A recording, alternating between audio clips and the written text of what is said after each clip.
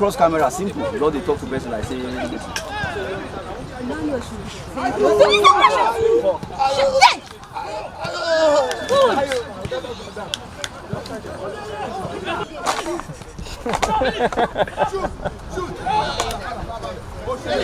Cover!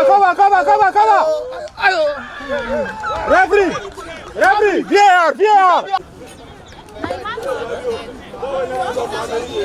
I'm saying, if you are coordinating your defense very well, you just save now.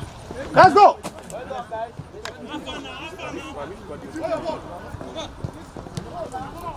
No, just stay close to our distance. No be going, no enter!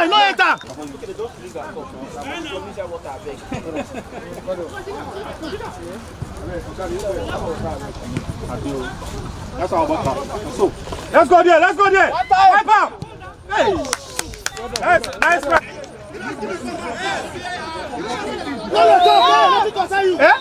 You won't go to BAR!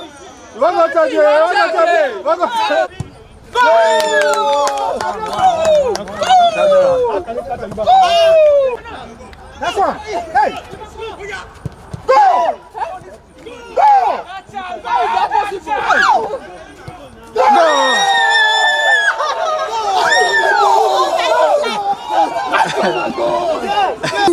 Don't do that. Wow, some of your boys don't know what they are doing. Some of your boys don't know what they are doing. Don't talk to my boys that way. HR is a player. Go on.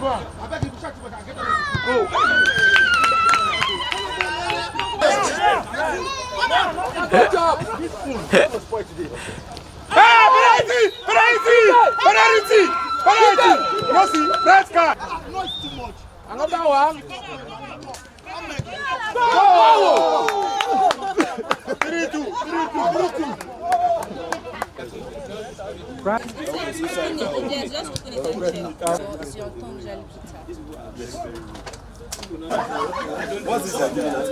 Well, I felt excited, you know, that kind of goal, very lovely, you know, but most importantly, the teamwork. The ball came from a free kick and I had to jump in and then give it a good angle and I put the ball away. It was a very good match anyway, but thanks to my teammates. I feel good. It was a game, though the home team came at us very well. It was very clear that we were not prepared at first, but as the game grew, we understood the game, and that was why the pressure was on them, so we had to equalize the game. The team we have from Trust TV, I can bet you they can match any team in this country. This is going to be the first time we'll be coming together as a team. You can see the display of talent, the teamwork. We are 2 goals down and we came back to 2-2. If not because of the time constraint, I'm confident that our team will have won.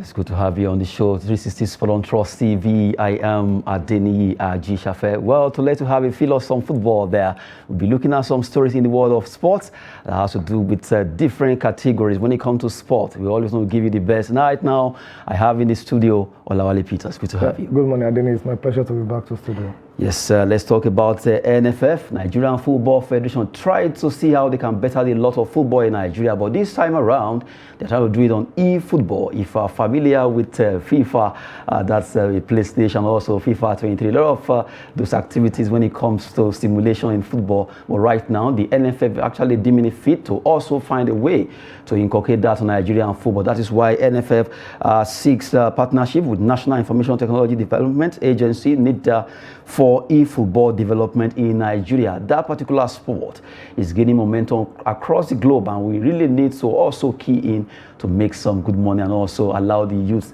in Nigeria to also key in that particular sport. Okay, I think that's a very good development coming from the new NFF executives. Most of us in Nigeria are already playing the game, which is done virtually. What it does is allow you to pick to have your own team. So once you have your own team, you pick it from different clubs and you build them to your own taste, your style of play. It's actually fun. It's available on PlayStation 4, PlayStation 5, Xbox One, Xbox Series, iOS and Android. And it's kind of similar to fantasy and football. which we play also virtually. So I think, like you rightly mentioned, it's a way of bringing in or generating revenue into the country. So it's about, we are trying to move in line with what is happening globally in terms of technology development in football. I think this is a very good one. Let's see how we can have our own Nigerian Professional Football League on that same standard, the way we have the European clubs on the same standard. I think this is a very good initiative, and it's something that may take time, but at least we've started. That's the most important thing. And for them to even conceive the idea of, oh, okay, if you can do this outside the country, what stops us also for having same thing in Nigeria and Africa? I think it's a very, very good one that needs the support of everyone. It's actually fun. From the way it is, I love the fact that you're actually familiar with all the exports and all that.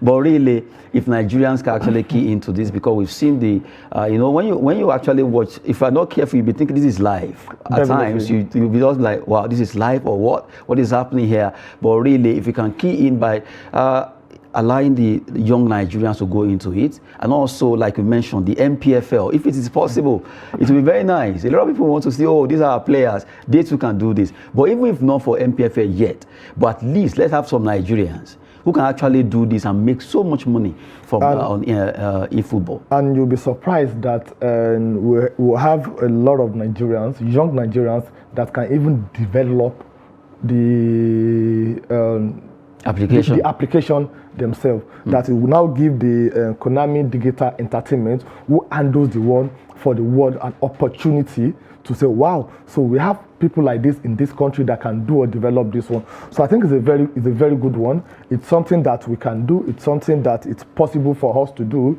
Sincerely, the idea being conceived by them is a very, very good one. It's like we are going beyond what we are saying currently now. We are looking at where the future is going to. Future technology is the future.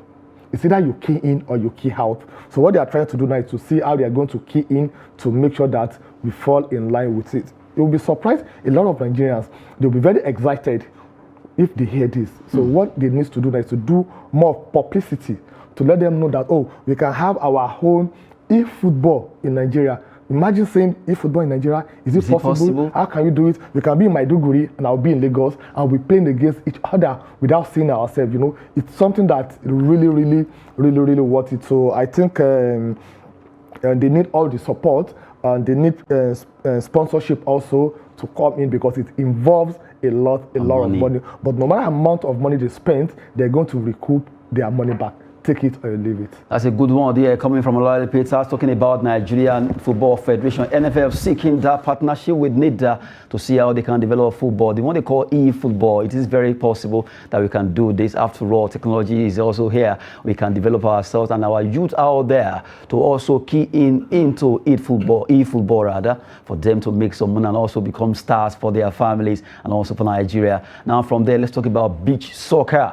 It's taking place over there in Kebbi, where the Kebbi Super 4 is actually Kebbi Beach Super 4 is taking place, and we have Iliasu Sports Cafe and Magatada wins on day one. Let's look at the results of that particular competition taking place in Kebbi State, where Kebbi Beach Soccer League 2022-2023 Super 4 is taking place. That actually started yesterday. We have Iliasu Sports Cafe Beach Soccer Club defeating Marshall Academy by 4-3. That match was played by 4 p.m. and also Magatada Beach Soccer defeating Dalatun Calgo 8-4 in that encounter. They really show class. Extra 4 they added to it, even though the last to score 4, but they also made it 8-4. It ended there. When it comes to big soccer, Kebbi State really have been one of the home of big soccer development in Nigeria alongside Lagos State. You can't take that away from Kebbi State. Really, they are doing so well, and really they are really key into big soccer. That's why the Super 4 is on right now taking place in Kebbi. Yeah, and this is another sport that we are not really paying attention to in Nigeria. And this is a sport that's given us glory in this country. On 2 occasions, our national beach soccer team, they've won the African competition in 2007 and 2009. In fact, they've even played up to the they got up to the quarterfinal at the FIFA Beach Soccer in 2006 and 2011. So that shows that we have a lot when it comes to beach soccer. And like you rightly said, Lagos State and Benin Kebbi, they are like running head to head, hand in hand to see who knows how to do it better. So it's a very, very good development, because this is the kind of sport that you don't need to depend, rely, or look for foreign players to do it for you. It's local player made in Nigeria, and they are making us proud. So it's a very good development. It's a very good one. Let's see how to pan out from the Super 4 that they are playing right now. Let's see who's going to be the winner at the end of the day. But it's a game of strength. You'll be looking at it that, what is it there now? It's not to run on sand. On sand. To even run on that sand, it's something that you need to really, really, really be ready for it. Because the more you run, the more the sand will draw you back. And for your ball to even move, you have to raise the ball up before you kick the ball. It's not like the normal football that you play on the synthetic ground, that it will move faster, it will move slower. No, you have to raise it up, and for the opposition, the opposite team, knowing fully that before you can kick this ball, you have to raise it up. So what you'll be looking at for you is for you to raise the ball up where they're going to counter you or to stop you from going. So it involves a lot of strength. So we are calling on corporate organization and government also, the same way that we are pumping money into the Super Eagles, into the football, we can also try as much as possible to divert some of the money going to the Super Eagles or to the football in general to this beach soccer. If you are not getting it right in terms of football, if you are getting it right in terms of beach soccer, basketball, badminton, para soccer, we should also let them know us for something. They used to know us for football, but take it or leave it, we are taking a backseat right now. So beach soccer is doing very well. Big soccer has come to stay when it comes to that particular sport in Kebbi State, and that's why we just brought to you there the results of the Super 4 taking place in Kebbi. Well, right now, Nigeria needs to take this particular sport serious, and we look at the Super Sand Eagle that was dissolved. Maybe it can be possible that we'll get them back under this new administration of Nigerian Football Federation to see how we can develop beach soccer in Nigeria. Now, away from there, let's talk about FIFA. FIFA released the global transfer report 2022 with all-time record-setting numbers. A lot of development there when it comes to transfer. Well, after the emergence of transfer matching system, a lot of development actually moving into football right now. Let's look at it one by one, starting from the FIFA Global Transfer Report, where the number of international transfer has more than doubled since 2018. An introduction of the requirement to use a transfer matching system. Well, from the way it is right now, FIFA has today published the 2022 edition of the Global Transfer Report, according to which all-time record of 71,002 transfers across borders were made in 2022, with 21,764 involving professionals, men and women, plus 49,238 amateur players. There were 20,209 international transfer in men's professional football in 2022, representing an increase of 11.6% compared to 2021, and even exceeding the levels of 2019 before the COVID-19 pandemic. And if you flip it to women's story now, let's look at impressive growth of women's football. You have impressive growth of women's football right now. Once again, in 2022, the number of international transfer has more than doubled since 2018. An introduction of the requirement to use transfer matching system, that's TMS. In 2022, the number of clubs involved in international transfer went up from 410 in 2021 to 500, a 22.0% increase. That's for women transfer now. A good one there coming from FIFA Chief Legal and Compliance Officer Emilio Garcia. All of this reflect the impressive strides being taken as more and more female players continue to turn professional. So 1,555 international transfers were recorded in 2022, an increase of 19.3% for women. And if you look at amateur players, now let's look at the international transfer of amateur players. You have in 2022, there were more than twice as many amateur transfers as professional transfer, with a total of 49,239 amateur players moving across borders and joining a club in a new association. Well, from the way it is, with 204 FIFA's 211 member association involved at least one transfer in 2022. Well, from the way it is, a lot of development when it comes to transfer, where FIFA rolling that particular global report out. Yeah, and a lot of development, a lot of improvement, and we should ask ourselves as a Nigerian, what are we benefiting from this? I hope we'll have a data that shows that from the Nigerian Professional Football League or from Nigerians, how many of our players are moving from Nigeria to other countries, and what are we getting in returns? Why do I say so? From the over 20,000 professional transfer we had this year, which is more than what they had last year of 18,104. The highest percentage comes from Premier League. They spent $2.2 billion for transfer within the period under review. And the top 10, 6 of them came from this same Premier League. We're talking about Darwin Núñez, we're talking about Erling Haaland, we're talking about Luis Diaz, we're talking about Alexander Isak, we're talking about Casemiro, we're talking about Anthony. All from Premier League. And if you now look at the country that gained most from this transfer is Brazil. You have a lot of exports. They have a lot of exports, and they rake in over $875 million during this transfer period. So it's helping their economy. They are contributing to their own GDP. So that is why we normally talk about football as business, but we don't see it that way in this country. So this shows, the statistic the FIFA provided shows that football is a serious business. That some people what they concentrate on. If you're talking about Brazil, apart from the fact that they are among the world power, you can't talk about Brazil without talking about football. You can't talk about England without talking about Premier League. You can't talk about Spain without talking about La Liga. The same thing with German Bundesliga.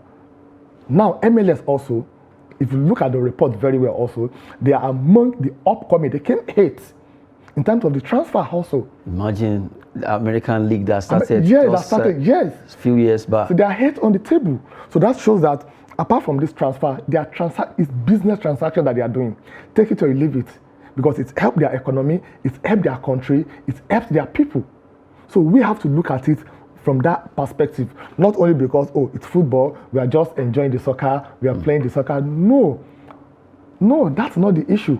Even if you look at what the Premier League, what they are contributing to the GDP of England, it's more than what some other sectors are doing.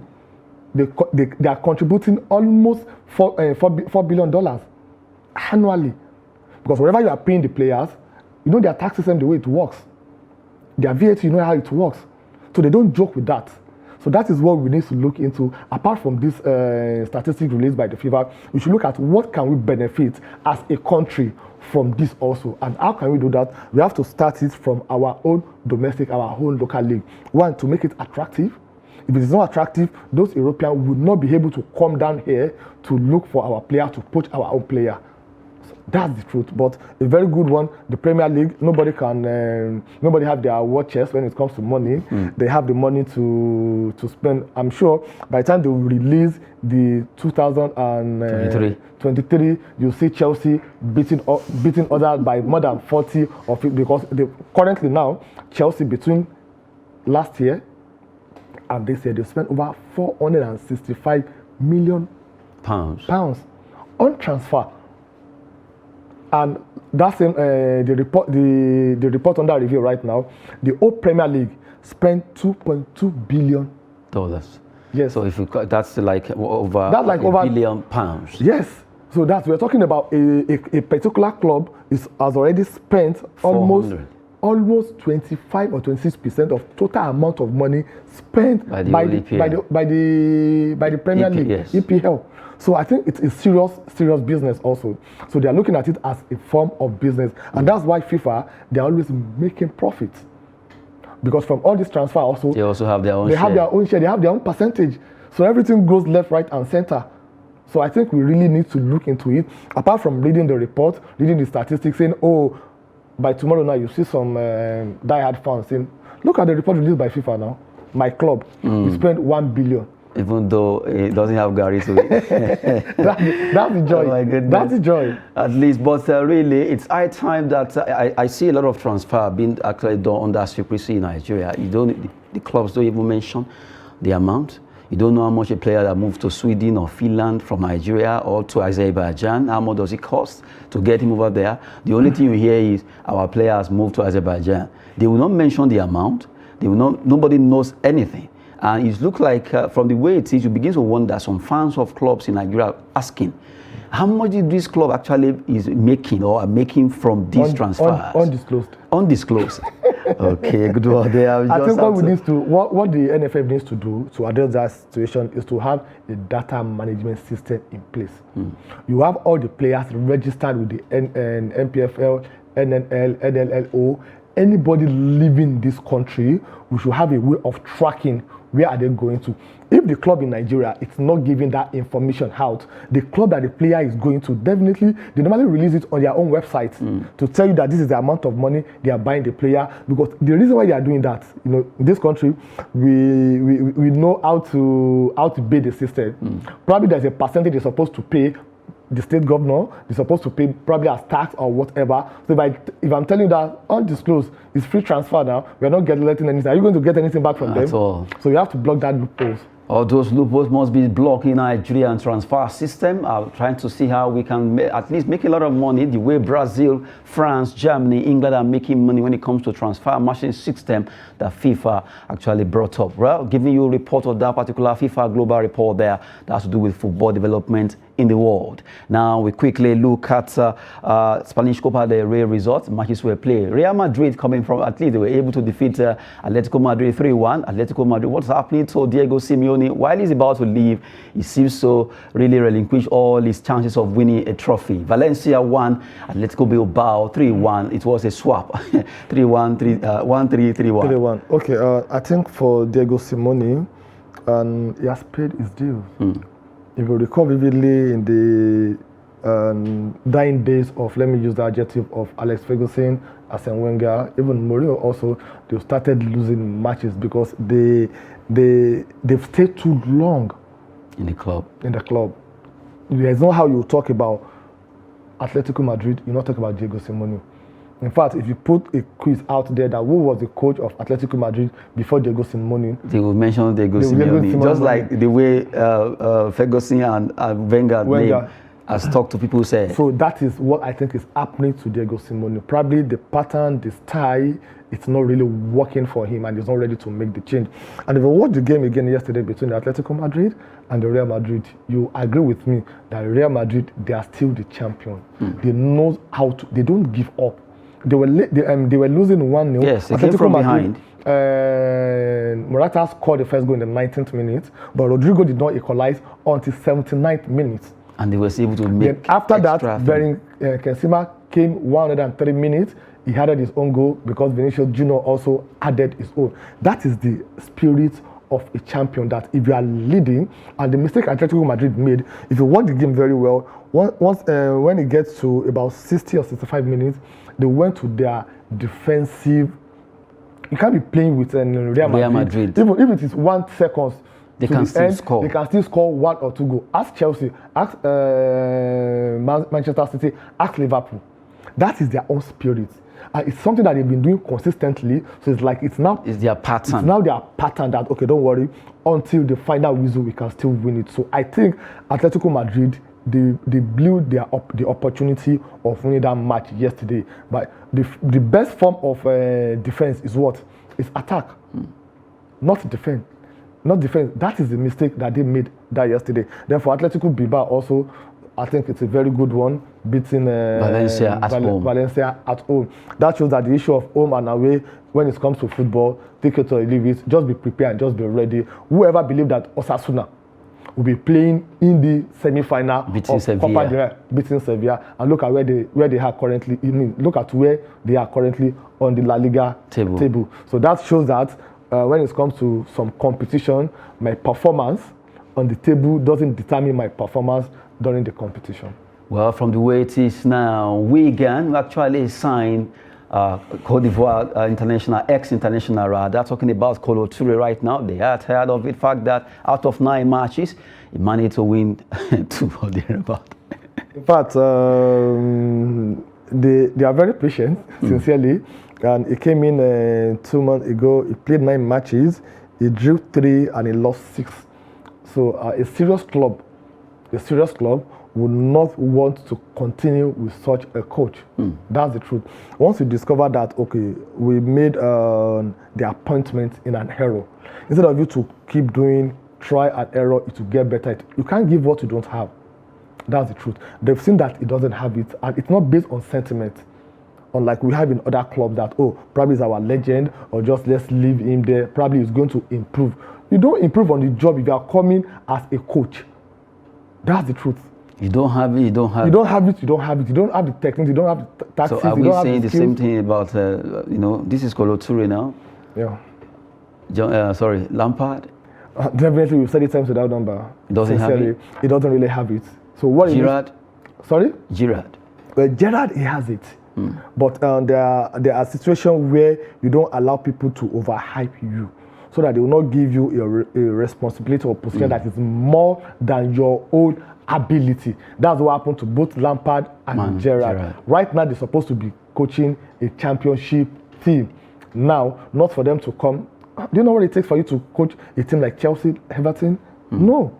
Everton that have never been in relegation since 1956. Chelsea that have won almost all the trophy available at club level. Now you now brought a middle or average coach to, just like Graham Potter. That's the issue. That's the problem.